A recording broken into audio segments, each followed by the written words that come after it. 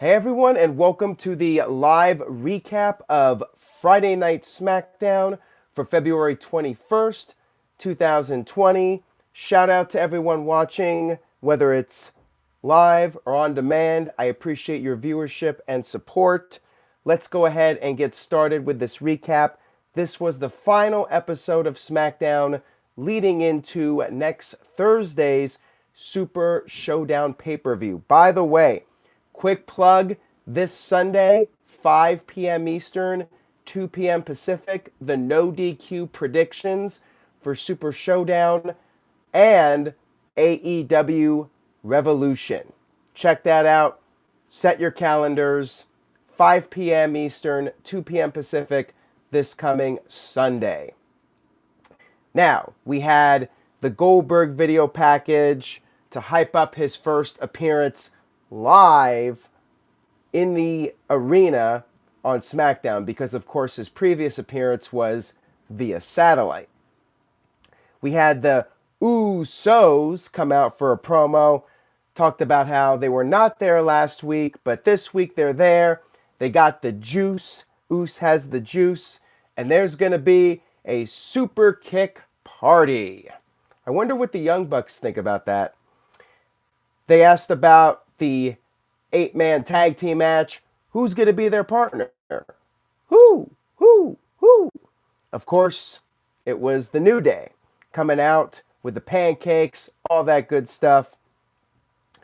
The Usos joked around with the New Day, talked about how New Day's just keeping those tag team titles warm for them.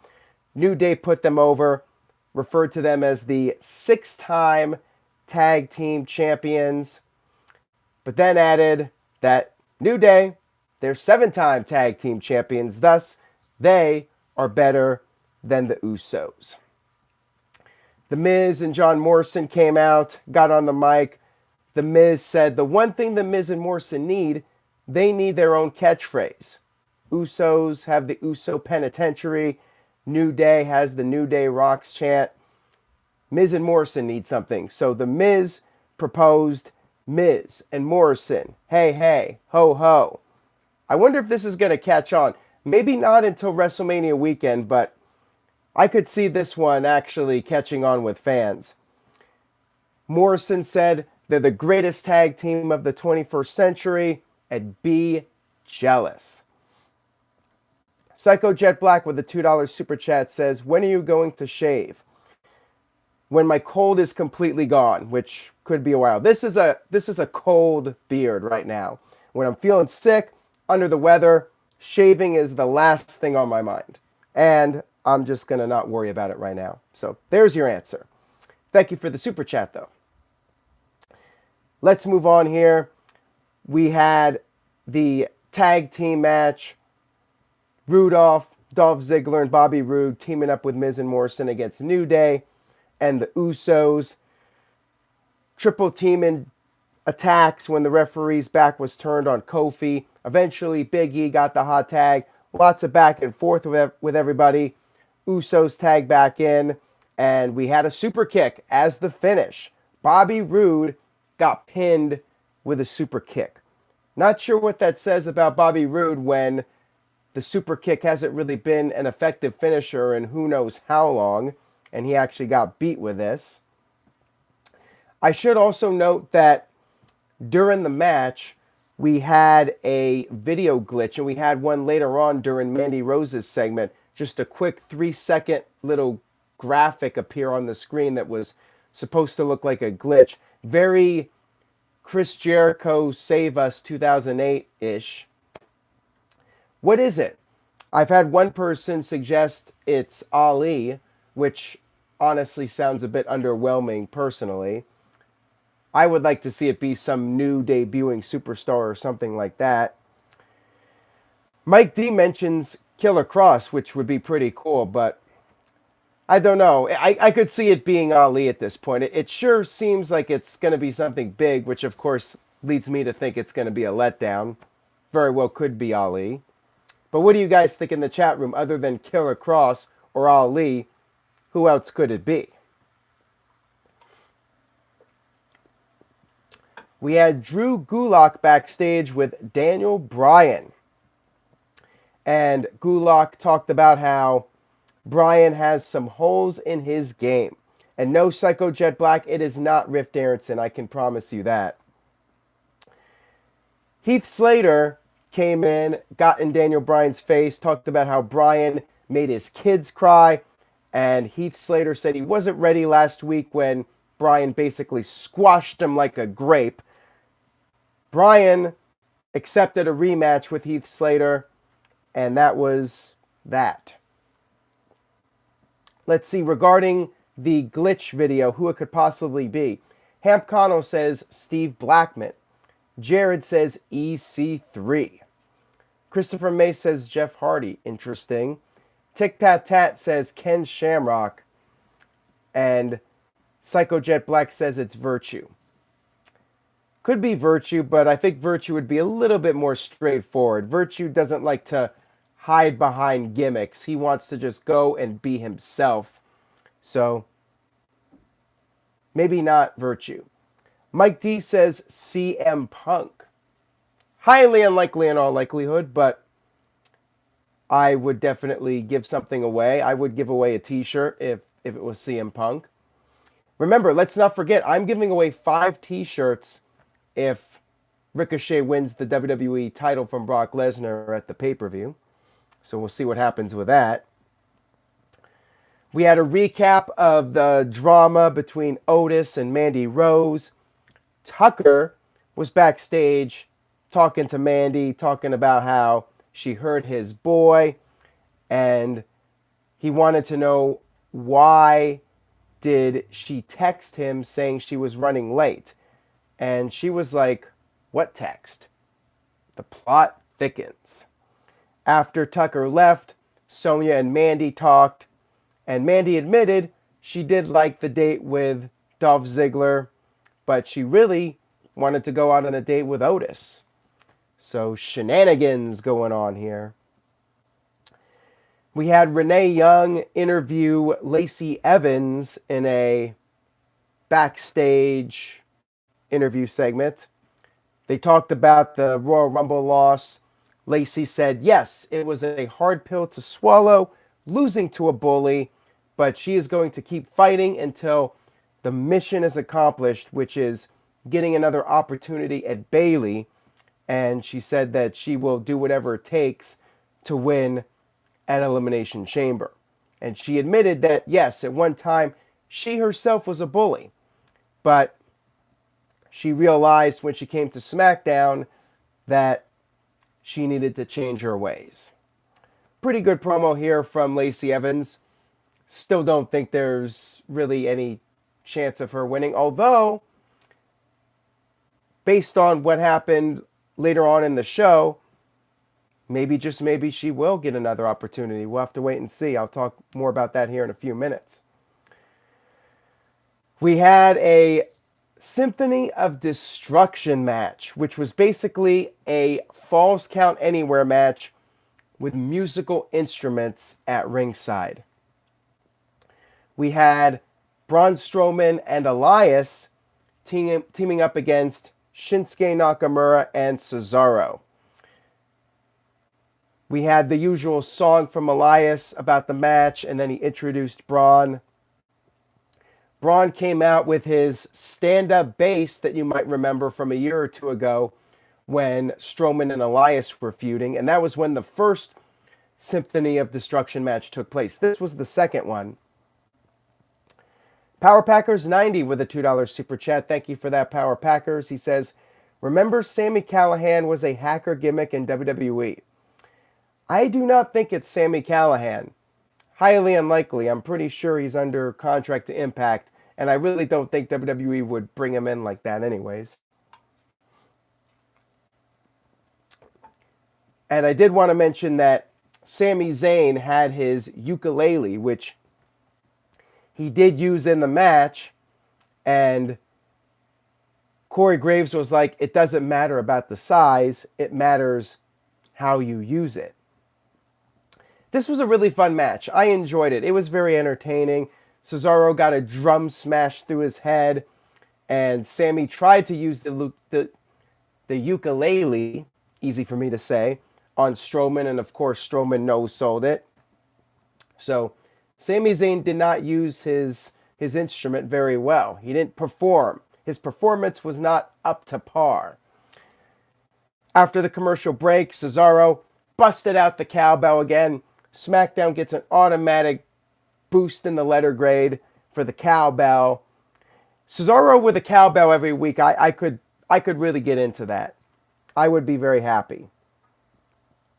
Let's see here. Psycho Jet Black with a $2 super chat says, when is Braun Strowman going to stop feuding with Nakamura? Maybe WrestleMania? Maybe WWE will book Strowman against somebody credible and move on from the feud. But would not shock me if they just keep going on and off for the next couple months. Don't think they really have anything else going on for Strowman long term. Sami Zayn then used a keyboard on Strowman, which I think was a little bit more effective. The bad guys did a double suplex to Strowman on the stand-up base, destroying that. There was a gong outside, and Shinsuke Nakamura took the thing you use, the gong sticks, and used it as nunchucks. That was pretty cool. Then Shin went for the Kinshasa, but he missed and ended up kicking the gong. That was fun, of course. So we had a gong, we had the cowbell, we had the stand-up bass, the ukulele. Again, I really got a kick out of this match. And there was also a piano, which was part of the finish here. It actually was the finish. Elias on the top rope did the flying elbow through a table onto Cesaro. And then we had Strowman power slam Shin onto the piano to pick up the victory for the good guys. One more for the good guys.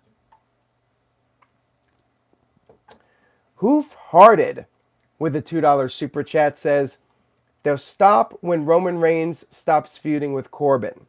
Huh. Well, the funny thing is WWE is hyping up Roman Reigns and Baron Corbin for Super Showdown as their final match.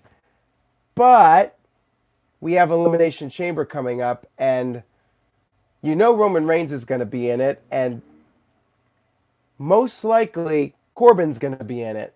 So they're still going to be facing each other in a match. Yeah, last match my ass. We'll see that. Yeah. We had, speaking of Baron Corbin, he was interviewed about Super Showdown, talked about how he's going to end the facade of Roman Reigns being the face of SmackDown. Roman Reigns just hides behind his hoodlum cousins, and he is going to replace Reigns as the face, and everybody will bow down to him. Mike B with a $2 super chat, thank you for that, says, the glitches will either be Aaron Rift or Rambling Rabbit. Could be Rambling Rabbit, but I am not sure that Bray Wyatt would be too amused with Rambling Rabbit doing his own thing outside of the Firefly Funhouse. So he would probably be killed off again if he tried something like that. And I would not even bother with the glitches, because my method of madness would be far more sinister than that. Just saying. And no, that's not a tease that Rift Aronson is coming back. He is not. I was just talking about me personally. We had the Moment of Bliss with Alexa Bliss, the special guests, the Bella Twins. This is what you guys have been waiting the entire stream for me to talk about. Bella Twins coming out. Very excited. The announcement was official. Bella Twins joining Big Dave Batista and the NWO in the Hall of Fame, class of 2020. Nikki was very excited. Brie referenced them being pregnant and how it's already been an incredible year. And the Hall of Fame is just the cherry on top. Crowd was very respectful. This was in the Bellas' hometown, Phoenix, Arizona. They got a pretty good reaction. Will they get booed, though, at the Hall of Fame ceremony? Maybe Daniel Bryan inducts them so they don't get booed. Maybe John Cena does it. Caitlin said maybe it's going to be Natalya, but I think Bryan would be the best option to counteract the boos. And speaking of Bryan came out at the end, and he had Birdie with him, and that was a nice little cool moment. Maybe Birdie will induct her mom. I was thinking of Daniel Bryan there. Maybe Birdie will induct her mom and her aunt into the Hall of Fame. That would actually be pretty cool if they did something like that. The Game is on 100 with a $2 super chat says, uh-oh, not a comment that Caitlin's going to like. Bella's in the Hall of Fame. This is a joke, in my opinion. Elizabeth is greater than the Bella twins. And Psycho Jet Black says Caitlin should induct the Bellas, and Caitlin concurs with this. I'm down with it. Bella twins. Let Caitlin be the honorary person to induct them. NoDQMISC@gmail.com. Let's make it happen. We had Daniel Bryan one-on-one with Heath Slater. And I guess this is just filler for Daniel Bryan, since he's not going to go to Saudi Arabia for Super Showdown. He's not really a big fan of that type of thing. Michael Cole screwed up the commentary. Thought that Heath Slater was on commentary, but it was actually Drew Gulak on commentary. Heath Slater was in the match. Good one, Michael Cole. That was almost as bad of a botch as mine from Wednesday. Drew Gulak was trying to give some pointers to Heath Slater and was yelling at Heath at one point during the match for attempting to move off the top rope. Daniel Bryan, of course, picked up the victory. A little bit more competitive than last week's match. But yeah, not sure what's going on with Bryan. One would think he'd be in the Elimination Chamber match just to create a little bit more unpredictability, although I really don't think we're going to see Bryan versus The Fiend again at WrestleMania. Backstage, we had Mandy Rose waiting for her Uber or whatever ride she was getting. Then Dolph Ziggler showed up and offered her a ride home or to the hotel or to wherever she was going. She accepted this ride. They took off, and as soon as they left, Otis creeped in from behind the production boxes, and he was a very upset man. Poor Otis. You have to feel bad for the guy.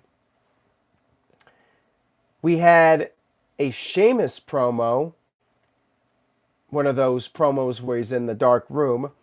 He talked about exterminating Shorty G and Apollo like the vermin that they are. And he said that there is still more work to do. He is looking for bigger prey to exterminate. And he said by doing that, he needs to enter the Elimination Chamber. We had Shorty G and Apollo Crews talking backstage about Sheamus. Shorty says he's not going to let Sheamus be a bully, and they need to rise above the hate. Apollo Crews said he doesn't need a pep talk, and he's going to handle business his own way, whatever that means. We had Naomi versus Carmela to determine Bayley's opponent at Super Showdown. Bayley was out there on commentary. She got on the apron to distract Naomi and was sent to the back by the referee, Jessica Carr. Back and forth between these two, code of silence. Naomi got to the rope, rear view, Carmela kicked out.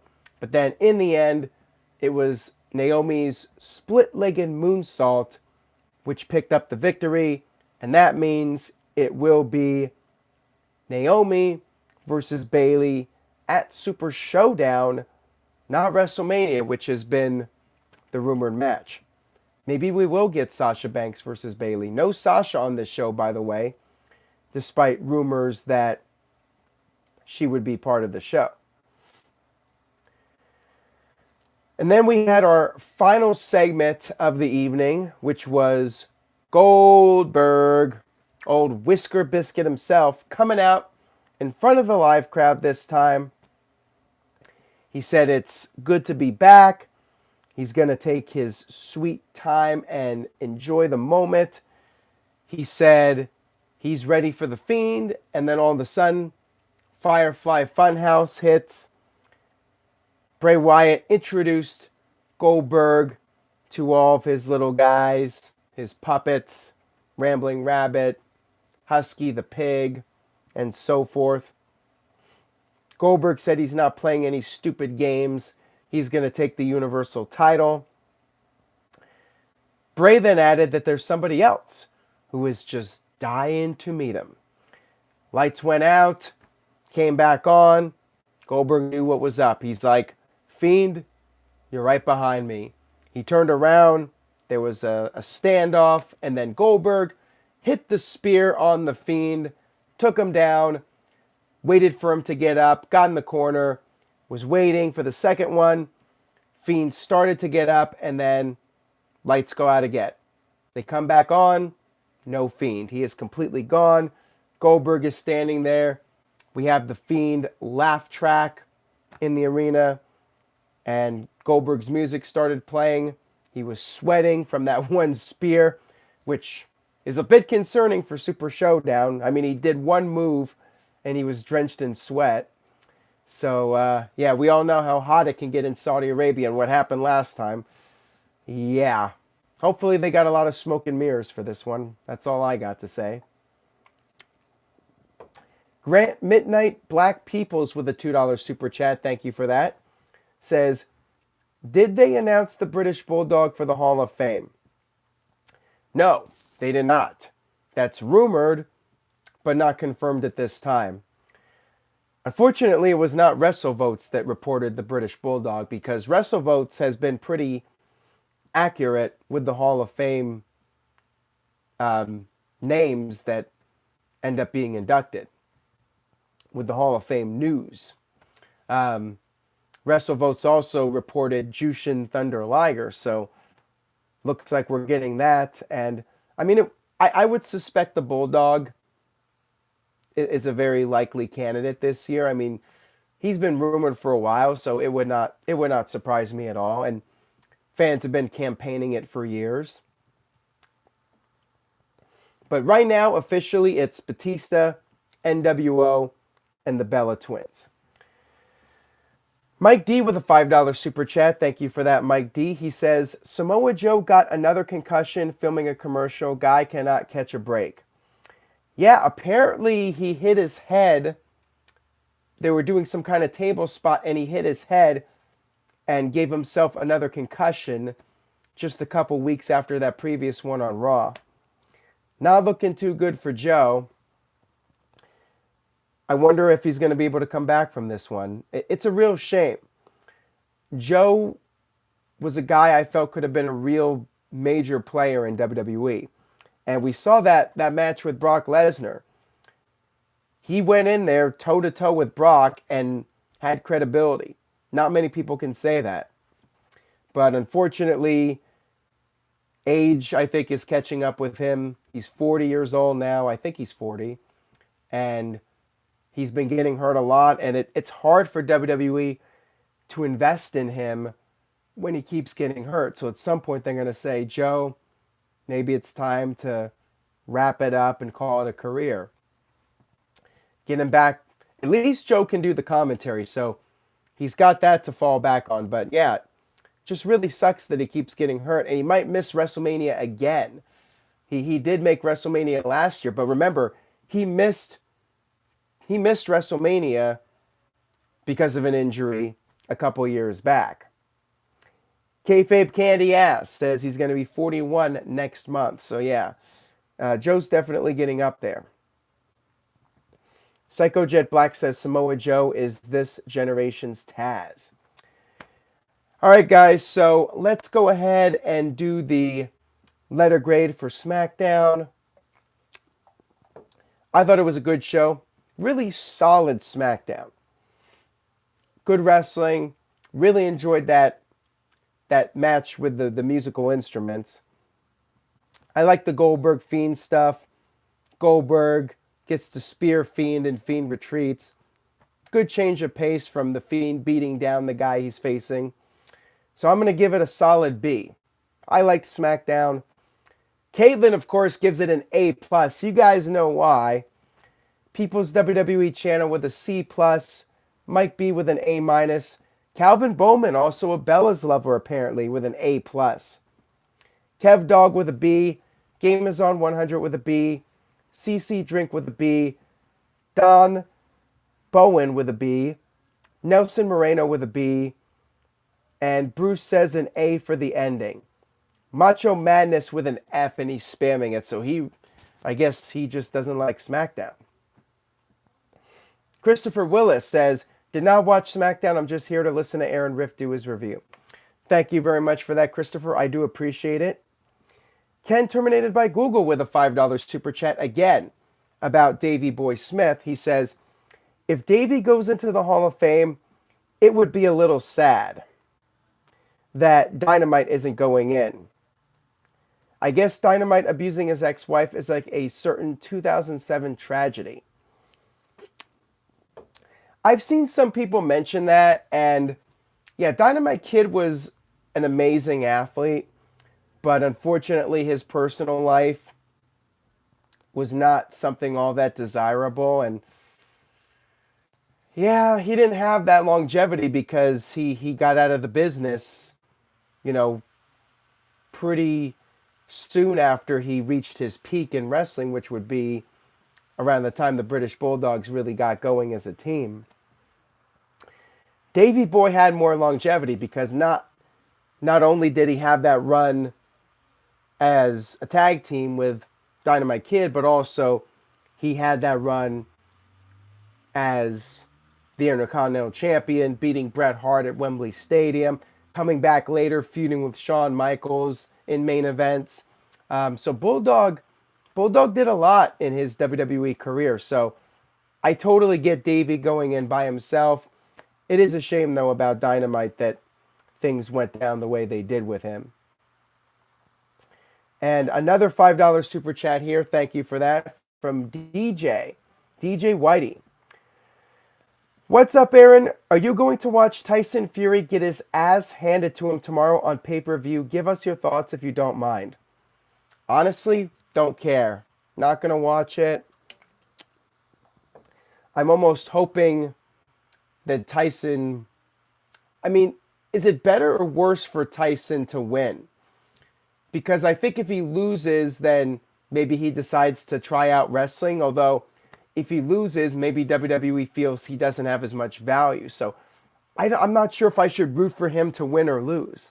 What do you guys think? But, yeah, I really don't care. I never heard of Tyson Fury before WWE, and I have no interest in watching him in a boxing match. No interest. I'd rather watch the XFL.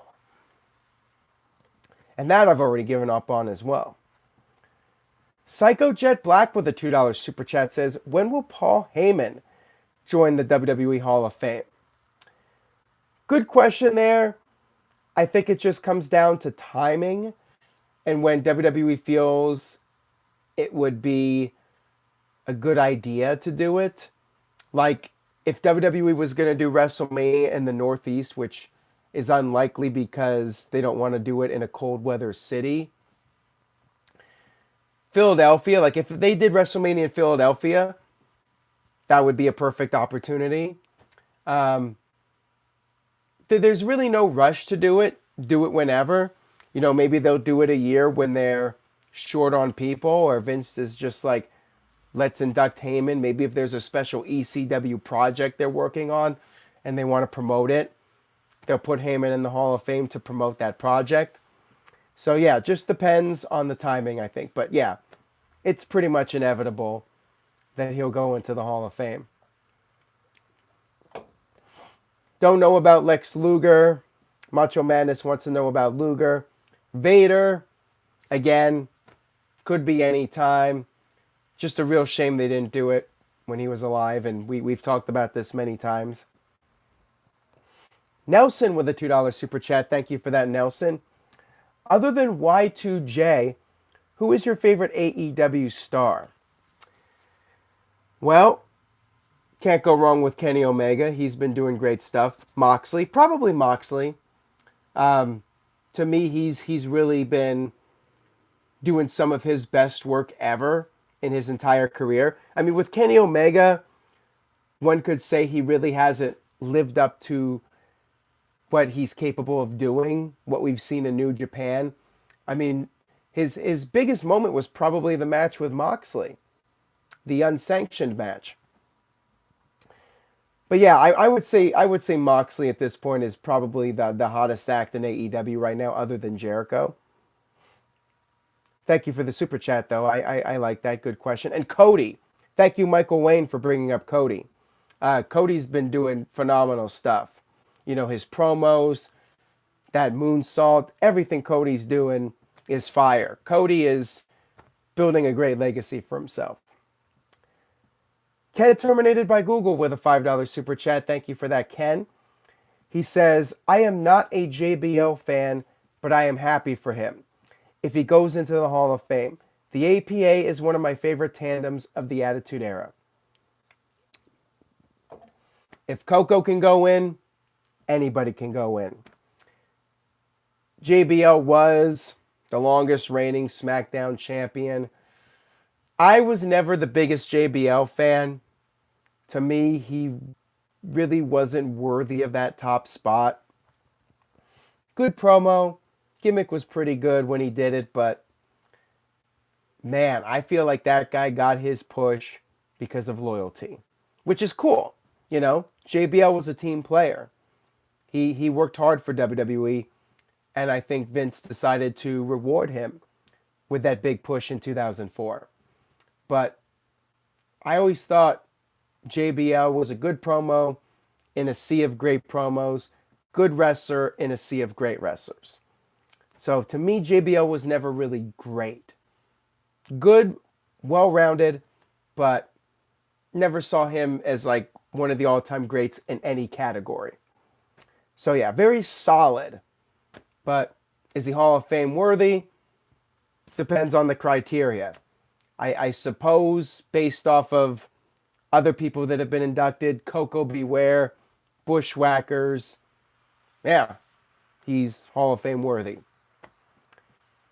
Grant Midnight Black Peoples with a $2 super chat. Thank you for that. He says, who do you think will induct the NWO? I'd like to see it be Eric Bischoff personally, but I could see it being somebody stupid like Vince. But yeah, Eric Bischoff, I mean, he put it all together. He was the guy in charge. I think Bischoff would be the right guy. Hoof-Hearted with a $2 super chat. Thank you for that, Hoof-Hearted. Says, JBL did have some very memorable matches, though.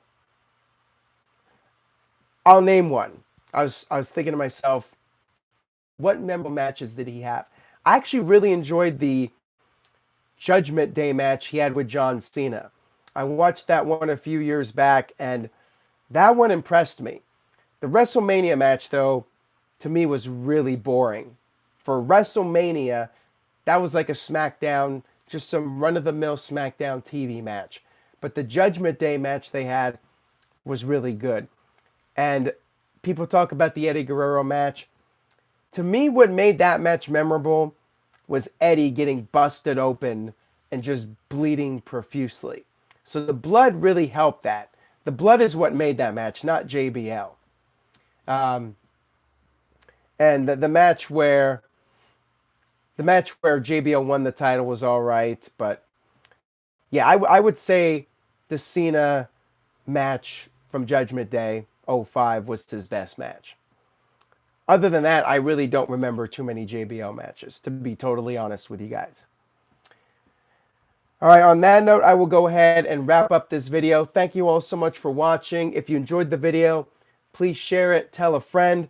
I will be back Sunday night, 5 p.m. Eastern, 2 p.m. Pacific, to give predictions for both Super Showdown and AEW Revolution. Tune in, mark your calendars, stay tuned, and I will see you guys next time.